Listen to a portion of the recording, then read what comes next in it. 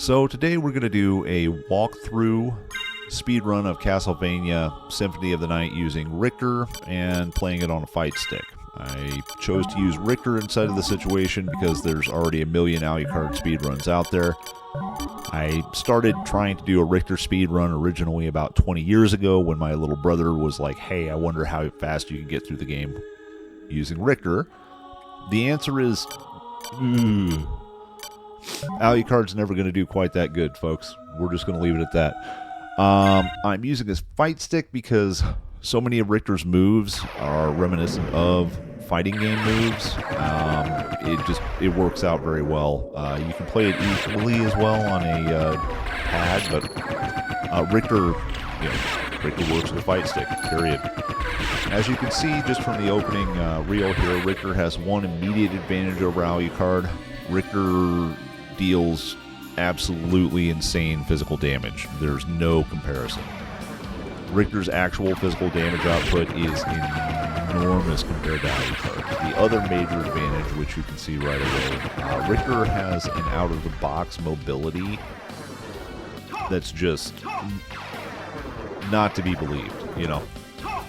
He comes equipped with the gravity jump from day one. His gravity jump is actually a heavy damaging uppercut.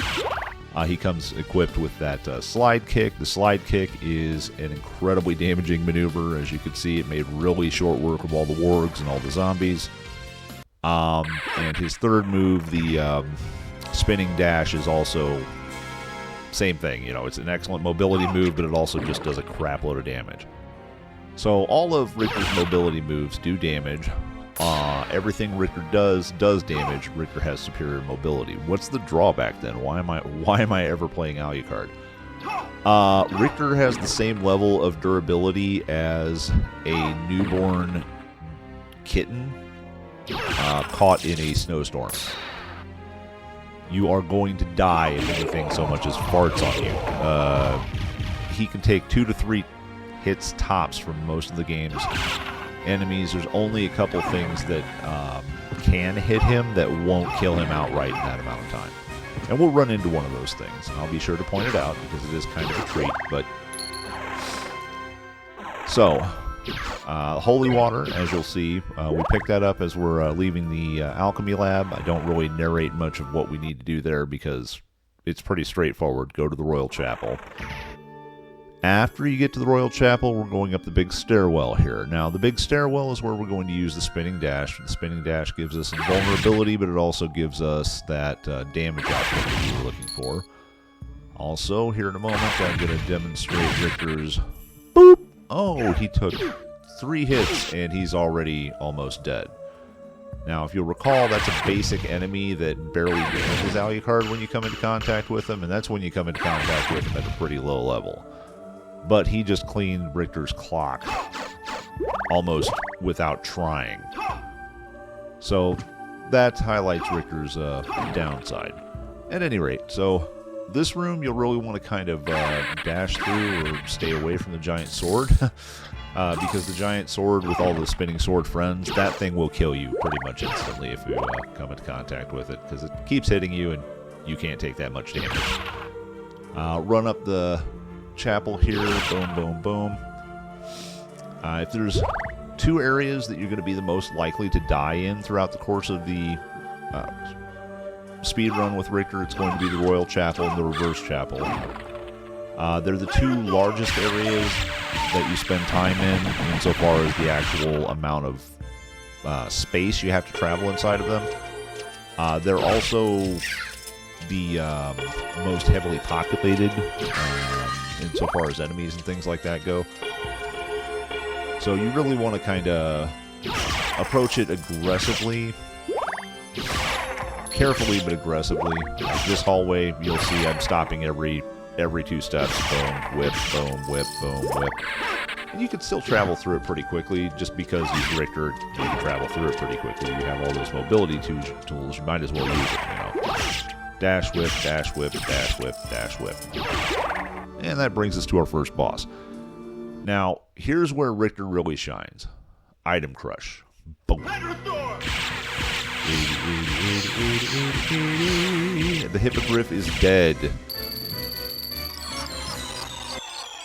It flies around once and then dies, and that's the fight that you have with the Hippogriff. So that's pretty indicative of most of Richter's boss encounters, to be frank. It's also the reason why you never want to pick another sub-weapon. Holy Water is the way to go.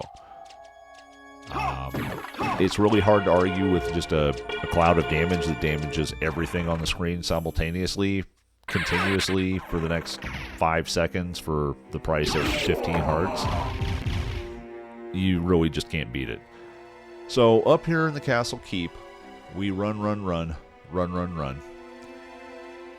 Hit these guys. Slide dash to those guys. Boop. And gravity jump. Now if you go up that wall there, that I just dashed right past without even pointing out, you can actually get a bunch of life max up and heart max ups, like that item right there. Heart max ups are great if you can run into them. They're basically 30 hearts for Richter. Richter can never increase his capacity, but they instantly give him a third of his overall capacity back, so it's really hard to argue with. Life max ups, those actually do increase Richter's overall life capacity, but if you're doing a speed run, really it's kind of irrelevant, you know? You want to collect those in situations where you're hurt. You don't necessarily want to go out of your way to collect more of them, because the amount of actual life that they give you compared to the amount of time that they take is not all that great. You would want to spend your time collecting those if you're doing something like fighting Galamoth or Legion later. Then, yeah, go do some farming. You want those. But right now, no, you know. And here we are in the reverse keep. We're only 7 minutes in, and we're already in the second castle. Alucard can't do that on his best day, so it, you know, Richter, king of mobility, period. There's no argument that you can make against that. It's just, wow, look at him go, folks.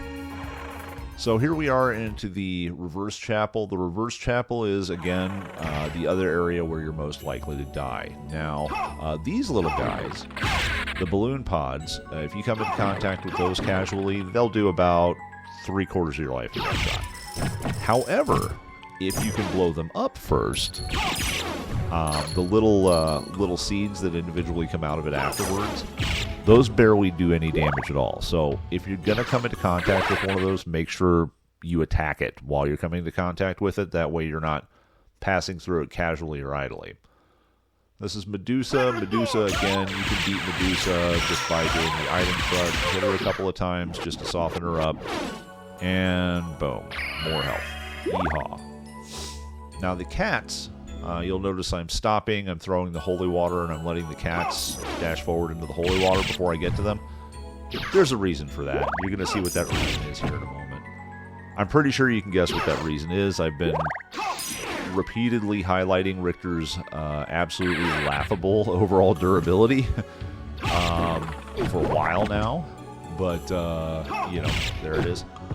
Yeah, and as you can see from this situation, though, it's the only enemy in the game that doesn't do real damage to him. It's the individual seeds out of the balloon pods. The balloon pods, though, if you run into those will pretty much kill you in one shot.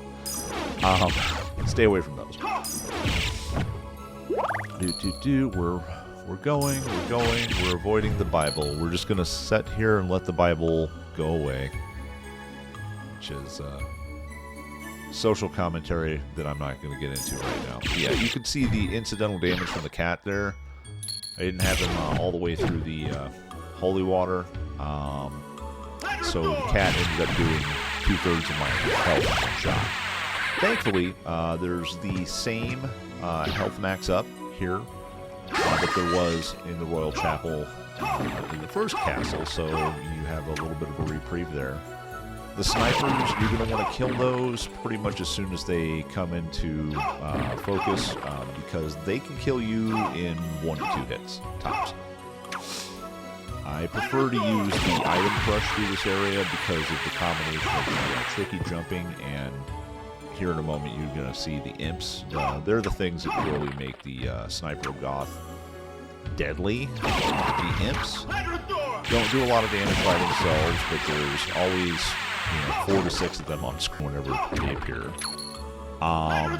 They can take over your body and keep you from moving. And during the point in time at which you're not moving, the snipers can shoot you with arrows, and each of their arrows does 60 to 70% of your health in one shot. So basically, if you've been hit at all by the point in time at which one of the ints comes into contact with you, and there's a sniper on the screen, you will die one shot, and you won't do anything to prevent it. You'll just sit there and whip with an arrow like a moron. So now, something nice about this entire situation: the Royal Chapel and the Reverse Chapel in this area surrounding the room with the big swords, there's free hearts on both sides of that room, so you can recharge if you need to. Now, into the Reverse Coliseum, the Minotaurs here, they are deadly. Incidental contact with the Minotaur will do 3/4 of your health, one shot. Incidental contact with those things will also do a crap load of damage to you, but if you manage to get killed by what is essentially an inanimate object, I don't have any sympathy for you at all. So pop your item crush in that room. Don't dash forward quite as eagerly as I did there, because as you can see, that's 3/4 of my health gone, one shot. Thankfully, whoever designed this, I think, was anticipating that somebody might do this at some point in time, because you're already back up to full, and you've got 75 hearts again. That should be the rest of the hearts that you need for the remainder of the game. Yep, item crushes are coming down through the werewolves there. You don't want to fight those by hand. They are a pain in the ass. This is the Reverse Olrox's quarters. We're only going to be in here for a moment. Again, Azagal, another enemy you don't really want to try fighting the old-fashioned way. Just pop the item crush, you have the hearts, you might as well use them. Boop. Alright. Now we get to see me do some really questionable jumping here. And once you do this a time or two, you'll have a pretty good idea as to where you should and shouldn't start and stop, and how the actual control for the Richter's vertical jump, his jump uppercut goes. It does travel a little bit of a distance in whatever direction you're facing at the given point in time, so it's kind of like the gravity jump, except it doesn't have a straight setting, basically. Like, Alucard's gravity jump will go up, or you can angle it left or right. His always angles left or right. The other part of that conversation is you can just repeatedly use the uppercut move. After a short drop-off, it'll allow you to fire the technique again, so you can functionally stay off of the ground the entire time if you want to, between it and the spinning dash. The spinning dash is one of my favorite mobility moves for that reason. Anyway, so here we are in the Reverse Marble Gallery, also known as the Black Marble Gallery. Going up into the elevator, whose physics do not make sense. That did not pass an OSHA inspection prior to the point in time at which they put it into the building. I'm pretty sure a lot of things here didn't, but we're not here to have that conversation. We go into the final area. There are a couple of subtle nods to various occult traditions. Well, those are all over the game, so... Anyway, here's Shaft. Shaft, if he hits you, does a crap load of damage to you. Use the holy water, and try not to get hit again. If you get hit 3 times, you'll die. If you use the holy water before he hits you 3 times, he dies. And that is the end of the game. But yeah, so Richter Belmont, 14 minutes, 10-some seconds. I have no idea how long it actually took, but it takes less than 15 minutes pretty much any time you try it with a little bit of practice. There it is. Enjoy.